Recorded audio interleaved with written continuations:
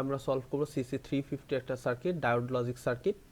তো আমরা প্রথমে দেখব যে এই সার্কিটটা আসলে সার্কিটের ভিউ থেকে দেখতে লজিক সার্কিটটা ঠিক কেমন হয়। আর বলে রাখা ভালো, এটা আমাদের একটা অ্যান্ড গেট। আমরা সিসি 263 তে অ্যান্ড গেটের লজিক অপারেশন সম্পর্কে জেনে আসছি এবং আমরা সিসি 251 দেখে আসছি যে একটা electrical circuit view of an and gate. তো এখানে আমরা অ্যাকচুয়ালি দেখব যে ঠিক কোন আউটপুটটার জন্য আমরা বলতেছি লজিক 0 এবং কোন আউটপুটটার জন্য আমরা বলতেছি লজিক 1। অলরাইট, তো কোশ্চেনে বলা আছে যে if V zero equals to 0 volt, মানে লজিক 0 হচ্ছে 0 ভোল্টে এবং লজিক হাই বা 1 হচ্ছে 5 ভোল্টে, এবং আমাদের রেজিস্ট্যান্সের ভ্যালুগুলো বলে দেওয়া আছে আর এস 0.25 এবং R equals to 100 kilo ohm. You can see from the pictures. Next একটা কথা বলা হচ্ছে fan in N equals to 2। Fan in বলতে কি বোঝায়, যে একটা গেটে কত জায়গা থেকে ইনপুট আসে সেইটা। তো এখানে খেয়াল করো, দেখতে পারতেছো যে এখানে এ এবং বি থেকে দুটো ইনপুট যাচ্ছে, তাই আমি বলতে পারি এখানে ফ্যান ইন 2। এখন কোশ্চেন হচ্ছে যে তাহলে এই পোর্শনটা কি? এই পোর্শনটা হচ্ছে আমাদের জেনারেলাইজেশনের জন্য দেওয়া হয়েছে। এটা যেটা বোঝাচ্ছে যে আমরা চাইলে এখানে মাল্টিপল ইনপুট কানেক্ট করতে পারতাম। এখানে এন দিয়ে বোঝাচ্ছে এন সংখ্যক input can be connected. So এই জন্য এই জিনিসটা এখানে বোঝানোর জন্য দেওয়া হয়েছে। সো এটা অ্যাকচুয়ালি আমাদের ক্যালকুলেশন এই মুহূর্তে কোনো কাজে আসবে না, কারণ আমাদের কাছে মাত্র দুইটাই ইনপুট আছে। ফ্যান ইন মানে হচ্ছে, আগেও বলেছিলাম আবার বলতেছি, যে একটা গেটে কত জায়গা থেকে ইনপুট আসে সেই জিনিসটা হচ্ছে ফ্যান ইন। অলরাইট, তো ফ্যান ইন যদি বুঝি তাহলে আমাদের ফ্যান আউটটাও আমরা একটু জেনে নিই যে ফ্যান আউট জিনিসটা কি।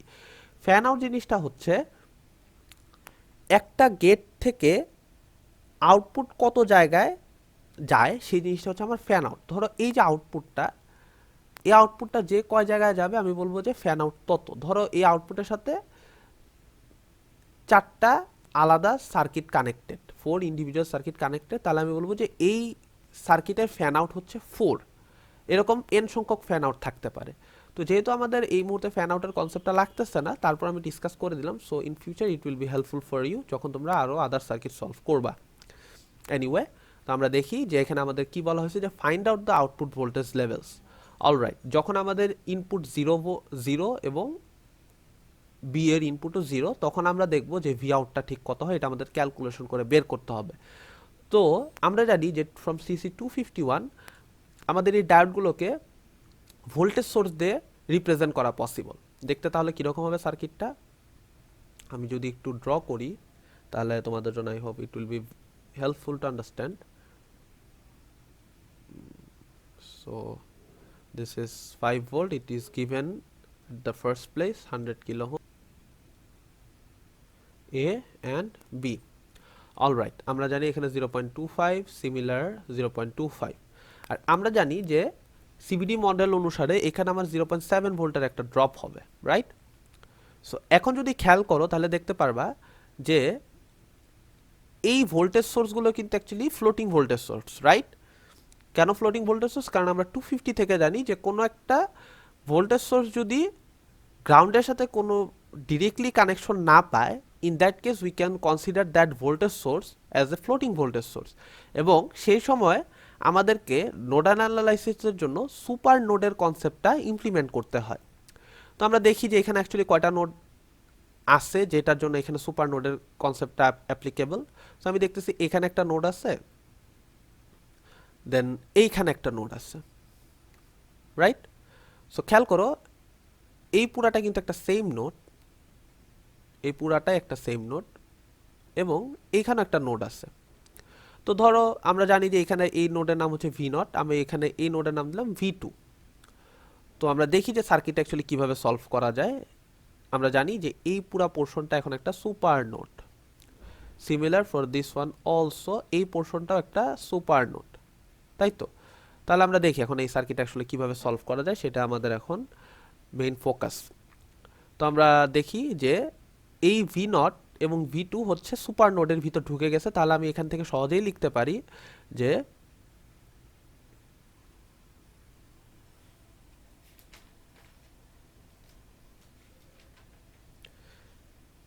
V naught minus V two is equals to 0.7 volt. কীভাবে লিখলাম আরেকবার দেখি, ভি নট আর V two minus 0.7 volt from our nodal analysis concept, আমরা এটা লিখতে পারি যে যেটার জন্য যেখানে সুপার নোডটা আছে সেই সুপার নোডের একটা ইকুয়েশন থাকে। সো আমি এটাকে বলতে পারি সুপার নোড ইকুয়েশন। এখন যদি এই দুইটা পার্টকে যদি আমি ইলাস্ট্রেট করি তাহলে দেখি সেটা কিভাবে করা যায়। সো প্রথমে খেয়াল করো, এই সুপার নোডের ভিতরে দুইটা নোড ঢুকে গেছে, তাহলে এগুলোর ইকুয়েশন আমাকে লিখে ফেলতে হবে। তার মানে আমরা কি লিখতে পারি, V naught minus five divided by hundred, V naught minus five divided by hundred, then একটা লিখে ফেলছি, আরেকটা কি আছে ভি টু। ভি টু কীভাবে আসছে সেটাকে যদি আমরা লিখি plus V two minus zero. কেন জিরো? কারণ ভি টুর এই পাশে কিন্তু 0 ভোল্ট। বলে দিছি আমি আগে যে আমি যখন দুইটা ইনপুটই লো তখন আমি এই ক্যালকুলেশনটা পারফর্ম করতেছি। তো V two minus zero divided by 0.25, তাহলে আমি দেখি 0.25 হচ্ছে আমার রেজিস্ট্যান্সের ভ্যালু। আর আমরা জানি যে এখানে কেন জিরো, কারণ আমার দুইটা ইনপুটই লো, সেটার জন্য আমরা এইটা করতেছি। আচ্ছা, এখন কোশ্চেন হচ্ছে যে তাহলে এখন আমাদের কি এই জিনিসটা কি আমরা এভাবে সলভ করব? তাহলে আমরা একটু দেখি যে আসলে এটা কি করা যায়। আমরা কি ভি2 কোনো ভ্যালু জানি? না, আমরা কোনো ভি2 ভ্যালু জানি না। আমরা জানি যে এই সার্কিটটা আমাকে এখন সলভ করতে, এই ইকুয়েশনটা আমাকে এখন সলভ করতে হবে, এবং এখানে আমার দুইটা আননোন ভ্যালু। তো দুইটা আননোন ভ্যালু তো আমার আসলে কোনো লাভ হচ্ছে না। এখানে আমার ইকুয়েশন 2 আর let's this is my equation 1, right? So আমি কি করতে পারি, এখানে একটু রিপ্লেসমেন্ট করলেই আমার অ্যাকচুয়ালি জিনিসটা করে ফেলা পসিবল। তো আমি লিখতে পারি কি, দেখো, V naught minus five divided by hundred plus V two সমান সমান কি, ভি টু সমান সমান হতে পারে যে V naught minus 0.7, right? I hope you all understood কীভাবে হচ্ছে। তারপর আমি একটু এক্সপ্লেন করি যে এটা কীভাবে লিখলাম, যদি কারো বুঝতে অসুবিধা হয় সেজন্য। সো ভি টু এখান থেকে যদি একটু ডানে বামে করি ইকুয়েশনটাকে, ভি টু ইকুয়ালস টু কী লেখা যায়, V naught minus 0.7 volt. Alright, so আমি লিখলাম ভি নট মাইনাস 0.7, এই জিনিসটাকে এখানে রিপ্লেস করলাম এই টোটাল পার্টটা দিয়ে। সো দেন হচ্ছে 0.25 then divided by equals to 0। So এই কোয়েশনটা থেকে এখন আই হোপ তোমরা সবাই ভি নটের ভ্যালুটা ইজিলি বের করতে পারবে। But there is a thing that I didn't written down till now. সেটা কি? সেটা হচ্ছে, খেয়াল করো, আমরা কিন্তু এখানে মাত্র একটা পার্টের জন্য লিখলাম। আমার কিন্তু এখানে দুইটা পার্ট আছে যেখানে দুই জায়গায় আমার ইনপুটটা লো। আমি এইটা লিখছি, এটার জন্য লিখি নাই এখনো। তো এটা সিম্পল, এটা বেশ ইজিলি আমরা করে ফেলতে পারি। দেখো এখানে কিন্তু অ্যাকচুয়ালি দুই জায়গায় আমার 0.7 ভোল্ট ড্রপ। তাহলে আমি কি করতে পারি, 2 দিয়ে গুণ করে দিতে পারি এই পার্টটাকে। কোন পার্টটার কথা বলতেছি আমি একটু মার্ক করে দেখে, এই পার্টটাকে আমি 2 দিয়ে গুণ করে দিতে পারি, রাইট? কারণ কি, কারণ আমার এখানে দুইটা সুপারনোডের ইকুয়েশন আছে এবং আমার এখানে দুইটা ভোল্টেজ সেম 0.7 এবং 0.7। Keep that in mind. যদি কোনো কারণে এখানে যদি 0.7 ভোল্টেজ ড্রপ না হয় তাহলে কিন্তু আমাদেরকে আলাদা আলাদা ইকুয়েশন করে করতে হবে। যেহেতু আমাদের এখানে সিম্পলভাবে হয়ে গেছে তাই আমরা এখানে লিখতে পারতেছি যে 0. এই পুরাটার সাথে আমি 2 গুণ করে দিব, দেন আমি লিখবো equals to 0। I hope you all understood যে এটা কীভাবে লিখছি। সো এখন আমি একটু কালারটা চেঞ্জ করে দেই যাতে তোমাদের বুঝতে সুবিধা হয় যে এটা same part portion of equation. So 2 দিয়ে কেন গুণ করলাম, 2 দিয়ে গুণ করলাম এর জন্যই কারণ আমার দুইটা সুপার নোডের ইকুয়েশন আছে।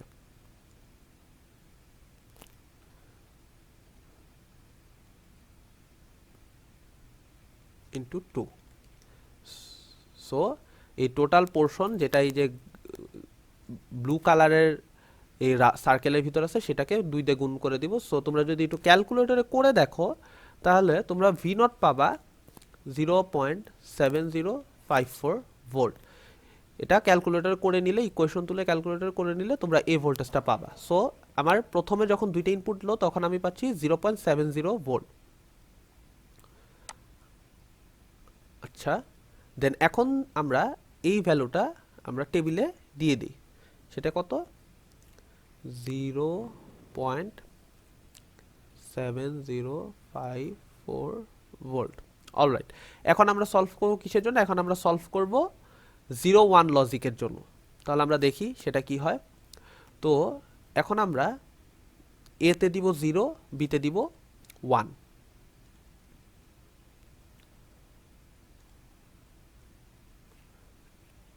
1 ভোল্ট, আর এখানে 0 ভোল্ট ছিল, 0 ভোল্টই থাকবে। তাহলে আমরা এখন দেখি যে এখন সার্কিটটা কীরকম হয়।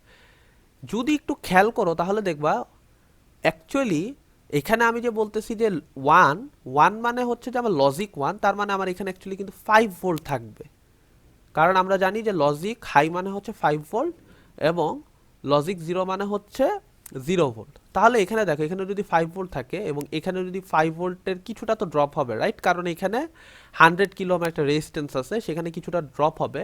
তার মানে আমি কি দেখতেছি, অ্যানোডের ভোল্টেজটা, এই যে এখানে যে অ্যানোড আর এখানে যে ক্যাথোড, এই ক্যাথোডের ভোল্টেজটা কি অ্যানোডের ভোল্টেজের থেকে বেশি না? আমরা কিন্তু সেটা বুঝতে পারতেছি যে এখানে ক্যাথোডের ভোল্টেজটা অ্যানোডের ভোল্টেজ থেকে বেশি, কারণ এখানে 100 কিলো একটা রেজিস্ট্যান্স কানেক্টেড এবং এখানে মাত্র 0.25 কিলো একটা রেজিস্ট্যান্স কানেক্টেড। সো এখান থেকে বোঝা যায় যে অ্যাকচুয়ালি এখানে ভোল্টেজ ড্রপটা অনেক বড় হবে এবং অ্যানোডের ভোল্টেজটা কম হবে rather than the cathode voltage. আর আমরা জানি যে ক্যাথোড ভোল্টেজটা যদি অ্যানোড ভোল্টেজের থেকে বেশি হয় তাহলে ডায়োডটা টার্ন অন হওয়ার কোনো চান্স নাই। তার মানে আমি ক্লিয়ারলি বলে দিতে পারি এই ডায়োডটা টার্ন অফ। এখন আমাদের এটা নিয়ে কোনো কনসার্ন নাই। তাহলে আমরা কি করব, সেম এজ বিফোর এখানে ক্যালকুলেশন করব এবং এই যে 2 দিয়ে গুণ করছিলাম এই পার্টটার আমাদের দরকার নেই। কারণ কি, কারণ আমাদের এখানে মাত্র একটাই সুপারনোড ইকুয়েশন, কারণ উপরে আমরা দেখতে পাচ্ছি যে এই পার্টটা অ্যাকচুয়ালি টার্নড অফ। আমার শুধু এই উপরের যে পোর্শনটা কানেক্টেড রয়েছে বা যেখানে কারেন্টটা ফ্লো হচ্ছে সেটা হচ্ছে, আমি যদি ব্লু কালার দিয়ে একটু মার্ক করে দিই, সেটা হচ্ছে আমার এই পার্টটা। এই পার্টে যেহেতু আমার ফ্লো আছে তার মানে আমি বলতে পারি যে এই পার্টটাই কানেক্টেড। তাহলে আমি এটার জন্য আমার ভি আউটটা বের করব। তাহলে আমাদের এখন ভি আউটটা কী হবে, এখন যদি আমরা ভি আউটটা যদি একটু ক্যালকুলেটরে ক্যালকুলেট করে দেখি তাহলে আমরা যেটা পাবো সেটা হচ্ছে, keep that in mind, all equations will remain same, just আমরা 2টা কেটে দিছি। সো আমাদের ভি আউটটা হবে 0.710 ভোল্ট। সো আমি একটু আগেই ক্যালকুলেট করে রাখছিলাম, যার জন্য আমার ক্যালকুলেশন করতে বেশি টাইম লাগতেছে না। তো তোমরা একটু ক্যালকুলেটর করে দেখো। সো আমি এখন এখানে যদি এটা বসাই দিই 0.710 ভোল্ট, অলরাইট। সো 10-র জন্য কিন্তু এটারই ভাইস ভার্সা একটা ঘটনাই ঘটবে, আমরা কিন্তু বুঝতে পারতেছি। 0-1-এর জন্য যা হচ্ছে 10-র জন্য তাই হবে। তখন কি হবে, তখন বোঝা সহজ। তখন যেটা হবে যে এইটা টার্ন অন হয়ে যাবে এই পার্টটা এবং এটা টার্ন অফ হয়ে যাবে। কিভাবে হচ্ছে, কারণ হচ্ছে যে আমি এখানে তখন এখানে আমি দিব হচ্ছে এ পয়েন্টে দিব 5 ভোল্ট এবং বি পয়েন্টে দিব 0 ভোল্ট। ধরো এখানে যদি আমি 5 ভোল্ট দেই এবং এখানে যদি 0 ভোল্ট দিই তাহলে আমরা বুঝতে পারতেছি যে এই কি হতেছে, যে এখানে 5, এখানে একটা ড্রপ তো হবে। আবার দেখতেছি যে আগের মতোই সিনারিও অ্যারেস্ট করতেছে, যেখানে আমরা দেখতাম যে cathode voltage is greater than the anode voltage. তার মানে কি, ডায়োডটা turned off, must be turned off. এই ডায়োডটা মাস্ট বি টার্নড অফ এবং এই ডায়োডটা টার্ন অন, কারণ এইখানে আমার 0 ভোল্ট আছে। So current will flow in this direction, alright. So আমরা এখান থেকে বলে দিতে পারি যে আমার এই 10 কেসেও আমার 0.710 ভোল্ট আসবে। Fine, all we have understood everything here. So এখন আমাদের লাস্ট কম্বিনেশনটা আমরা দেখবো যে লাস্ট কম্বিনেশনটা কিভাবে কাজ করে। আই হোপ অনেকেই বুঝে গেছে যে অ্যাকচুয়ালি লাস্ট কম্বিনেশনটা কি হবে। কারণ লাস্ট কম্বিনেশনে যেটা হবে সেটা হচ্ছে যে দুইটা ডায়োডই অফ থাকবে, রাইট? সো দুইটা ডায়োড অফ থাকলে কি হবে, তখন কি হয় সেই জিনিসটা আমি এখানে একটু সার্কিটের মাধ্যমে এঁকে দেখাচ্ছি। সো আমরা এখন দেখি যে সার্কিটটা কীরকম হয় যখন দুইটা ইনপুটই হাই থাকে, এ এবং বি দুইটাই হাই। সো লিখে দিলাম 5 ভোল্ট 5 ভোল্ট এ বি। দেখো কি হয়, এই রেজিস্ট্যান্স ডায়োডটা কি হবে, ডায়োডটা কাট অফে থাকবে। কারণ কি, কারণ আমার এখানে দুইটা ক্ষেত্রে ক্যাথোডের voltage is greater than the অ্যানোডের ভোল্টেজ। সো আমি যদি এখানে একটু আঁকি 5 ভোল্ট, এখানে 100 কিলো ওহমের রেজিস্ট্যান্স এবং এখানে হচ্ছে আমার আউটপুট বা ভি আউট। তো দেখো আমি বলতেছি এই দুইটা ডায়োডই টার্নড অফ। কারণ কি, কারণ দেখো আমার এইখানে ইনপুটে এখানে আছে 5 ভোল্ট এবং এইখানে আমি দেখতেছি যে 5 ভোল্টের কিছুটা কম। কারণ কি, কারণ হচ্ছে আমার ক্যাথোডে একটা certain amount of voltage drop হবে, যেটার জন্য আমার এই পয়েন্টে কিছুটা এই অ্যানোডের voltage will be less than 5. This anode voltage will be less than 5 and this cathode voltage will be almost near to 5। কারণ কি, কারণ এখানে মাত্র 0.2 ভোল্টেজ, 0.25 এর একটা রেজিস্ট্যান্স আছে, যেটা অনেক কম অ্যামাউন্টের ভোল্টেজ ড্রপ করাবে, যার জন্য আমি দেখতেছি যে এই ক্যাথোডের voltage is greater than the anode voltage, so current flow হওয়ার কোনো জায়গা নাই। অ্যান্ড অ্যাট দিস মোমেন্ট যেহেতু কারেন্ট ফ্লো হবে না, so V out should be 5 volt. কারণ কি, কারণটা হচ্ছে যে আমি যদি এখানে চিত্রটা আরেকবার আঁকাই, দেখো এইখান থেকে 5 ভোল্টের একটা সাপ্লাই, এইখানে ভি আউট, এবং এইখানে আমি আগেই বলছি যে এইখানে 5 ভোল্ট থাকার কারণে এটা, এই ডায়োডগুলো টার্নড অফ মোডে থাকবে। তার মানে কি, আমার এ বি দুইটাই যখন হাই, তখন আমি বুঝতে পারি যে V out is equals two 5 volt, right? কারণ এই সার্কিটের সাথে আমার কোনো সম্পর্ক নাই, আর এইখানে যেহেতু আমি কোনোভাবে কানেক্টেডই না, তার মানে এই পুরা 5 ভোল্ট আমার অ্যাকচুয়ালি এইখানে চলে আসতেছে। তো সেখান থেকে আমরা বলে দিতে পারি যে আমাদের যখন দুইটা এ বি যখন দুইটাই 1 বা 5 ভোল্ট, 1 মানে হচ্ছে 5 ভোল্ট, আবার বলতেছি 1 মানে 5 ভোল্ট, 0 মানে হচ্ছে লজিক 0 মানে হচ্ছে 0 ভোল্ট। সো দুইটাই যখন 1 মানে দুইটাই যখন 5 ভোল্ট, তার মানে ডায়োড দুইটাই অফ, যেটা আমরা এখানে দেখতে পাচ্ছি যে দুইটাই অফ, তার মানে আমাদের এখানে অ্যাকচুয়ালি 5 ভোল্ট থাকবে। সো এখন কোশ্চেন হচ্ছে যে অ্যাকচুয়ালি আমার লজিক 0 এখানে কোনটা? এখানে কিন্তু আমরা খেয়াল করতেছি 0 0 জন্য 0.7054 এবং 0 1 এর জন্য আমরা পেয়েছি 0.71। আমরা হাইটা বুঝতেই পারতেছি লজিক হাই কোনটা, কিন্তু লজিক লো কোনটা ধরবো? লজিক লো ধরবো সেটাকেই যেটার জন্য আমার ওই পার্টিকুলার ভ্যালুর থেকে ছোট সব ভ্যালুকে আমি লজিক 0 হিসেবে কনসিডার করাতে পারবো। খেয়াল করো এখানে কিন্তু 0.70, 0.71 দুইটার মধ্যে বড় কে? 0.71 একটু বড়, অনেক বড় না, একটু বড়। তার মানে এইটাকে আমি অ্যাজিউম করব যে এটা আমার লজিক লো ভ্যালু, লজিক লো আউটপুট। কেন বললাম এটা?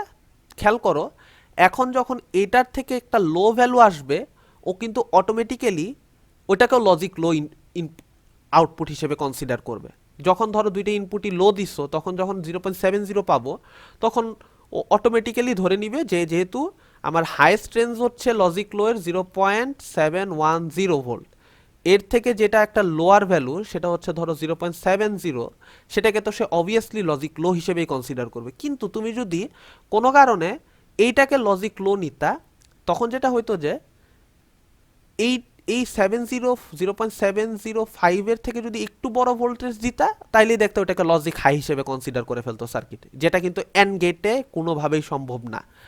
বা আমাদের সার্কিটটাও কিন্তু অ্যাকচুয়ালি একটা মেল ফাংশন করতো, যে এইটার চেয়ে একটু বড় ভ্যালু দিলেই যদি আমার সার্কিট অন হয়ে যায়, মানে অন হিসেবে কনসিডার করি, তাহলে কি আমার এন্ড গেটের লজিক ইমপ্লিমেন্ট হয়? এই পার্টটা যদি অন হয়, মানে এই পোর্শনে যদি 0 1 ইনপুটের জন্য যদি ভি আউট অন দেখায়, তাহলে কি এটা কি এন্ড গেটের অপারেশন বা এন্ড গেটের যে লজিক সেটাকে ইমপ্লিমেন্ট করে? করে না। তার জন্য আমরা লো ইনপুটগুলোর মধ্যে থেকে যেটা একটু তুলনামূলক সবগুলো থেকেই বড়, সেটাকে আমরা বলবো লজিক লো। তাহলে যেটা হবে যে এটার থেকে যেটা লোয়ার ভ্যালু থাকবে সেগুলোর জন্য আমার সার্কিটটা পারফেক্টলি বিহেভ করবে। So hope you all understood the lectures. Thank you. আমাদের একটা অ্যান্ড গেট, আমরা সিসি টু সিসি